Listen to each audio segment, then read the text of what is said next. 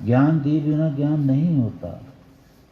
तो ये आज जो सब जगह चल रहा है कि परमेश्वर एक है, ये ज्ञान तो वेद में है, आपके पास कहाँ से आ गया?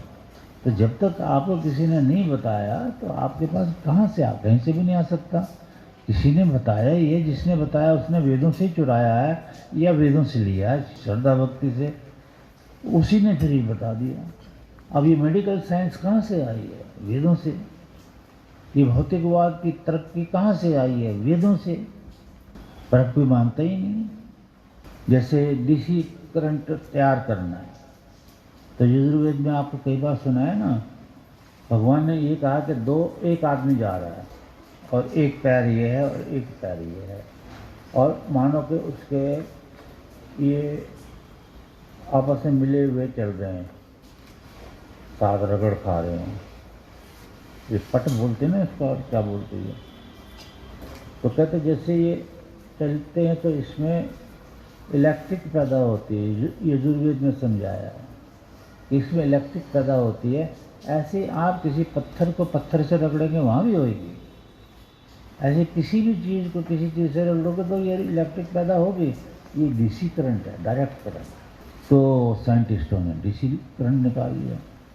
फिर एक जगह ईश्वर ने कहा कि भाई जो पानी से बिजली बनाओ, पानी से चलाओ, फिर वो मैग्नेटिक फील्ड तैयार होगा, उसमें बिजली आप लो।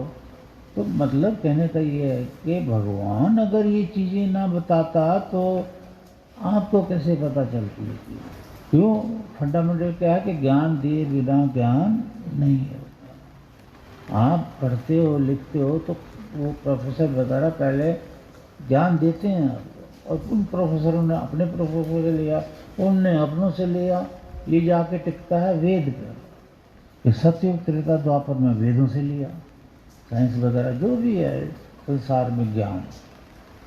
तो भक्ति का ज्ञान भी वेदों में देखिए आज सामने है ना।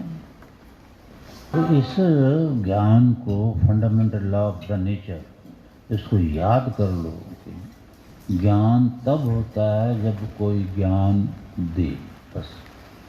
तो जैसे कोई घूमने जा रहे हैं, भाई किसी को पता ही नहीं कि ये सतूत का पेड़ है, तो वो आपसे पूछता है, मानो है, अज्यूम करो, तो भाई ये किस चीज़ का पेड़ है, आपको पता है? तो आप बताएंगे ये तो सतूत का पेड़ है, ये खाया जाता है इसका फल। तो क्या कहेगा, आपने मुझे बताया, मुझे तो पता ही नहीं था। मतलब ज्ञान दिए बिना ज्ञान हो ही नहीं सकता। तो ये जितना साइंस का ज्ञान और ये दुनिया और पहाड़, ये जहाज चलने का ज्ञान, ये वो है, कहाँ से आ गया? भगवान राम के ज़माने में भी तो जहाज था। वो अयोध्या जो पहुँचे थे श्रीलंका से, विभीषण ने उन्हें कहा कि मेरे पास ऐसा जहाज है, आपको क्षण भर में, कुछ ही समय में पहुँचा देगा अयोध्या। और दिया, उसमें सारे घुस गए और इतना जोर करके आवाज़ वो उठा, ऊपर सीधा ही उठ गया हेलीकॉप्टर की तरह, जो वर्णन है ना वाल्मीकि रामायण में, और बुक गया अयोध्या। ऐसे ऐसे जहाज थे, क्योंकि वहाँ साइंस बहुत ज़बरदस्त थी। शतग्नि बोलते हैं तोप को, जिसका वर्णन है वेदों में भी है। तो बताते हैं कि भाई भगवान के भी तोप भी बनाओ और ये राइफलें बनाओ। इन सब का वर्णन मैंने आपको वेदों से बताया हुआ, और चलता रहता है जब भी अनुष्ठान चलता है तब। तो मतलब ज्ञान दिए बिना ज्ञान नहीं होता। तो ईश्वर का ज्ञान भी ईश्वर ने जब सबसे पहले दिया चार ऋषियों को, चार ऋषियों ने आगे ब्रह्मा को, ब्रह्मा ने शिष्यों को, तो वो दे रहे हैं तो वो ले रहे हैं, वो दे रहे हैं तो वो ले रहे हैं। ये परंपरा तोड़ दी कलयुग में। ये जो परंपरा तोड़ के, और जो वेदों से जो कुछ सुना सुनाया, ये वो रटा, उन्होंने रटा बकरा। तो 2-2,500 साल पहले किताबें लिख दी। कोई साधना नहीं, कोई यज्ञ नहीं, कोई तपस्या नहीं, कुछ नहीं। मैं कल वर्णन कर रहा था कि जब मैं लद्दाख में था तो तो तपस्या से मेरी हड्डियां निकल आएगी। मैं डंडे का सहारा लेके चलता था और मुंह से निकलता ऐसे करके।